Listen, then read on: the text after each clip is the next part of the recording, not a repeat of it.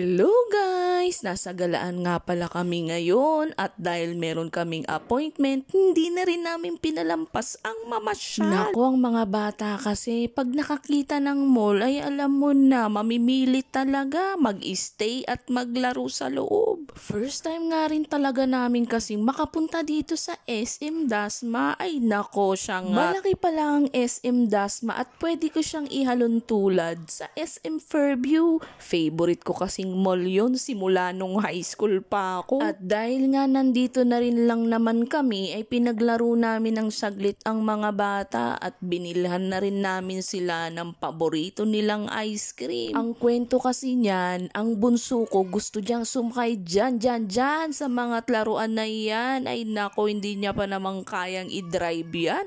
Sabi ko kay daddy ay bilhan na lang ng ice cream para hindi na umiyak.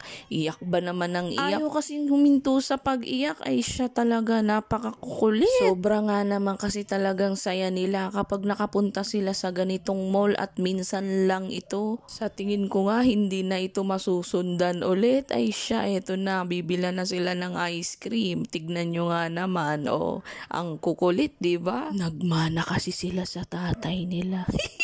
Napaaga kasi talaga naman kami nang punta dyan dahil hindi nga namin alam magpunta ng Dasma galing dito sa amin.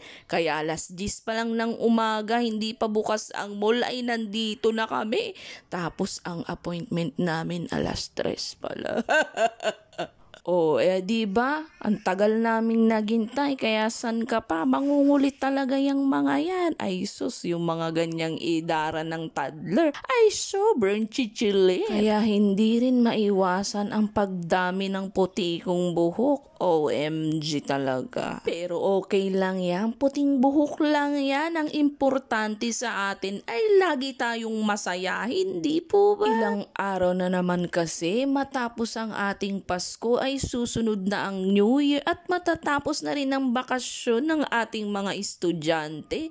Kaya naisip namin na talagang samantalahin ang pamamasyal. Dahil ang susunod niyan, pasukan na naman ulit nila Jody. O diba? O siya, teka, mag-shoutout nga muna pala tayo kay Miss Divina Licanda Montalto, kay Mercy Lagare Lamdag, at kay Marciana Friolo. O kayo nang bahalang yumakap sa kanila ha. Maraming salamat sa inyong walang sawang suporta at sa panonood ng aming video araw-araw. Follow for more. Bye-bye!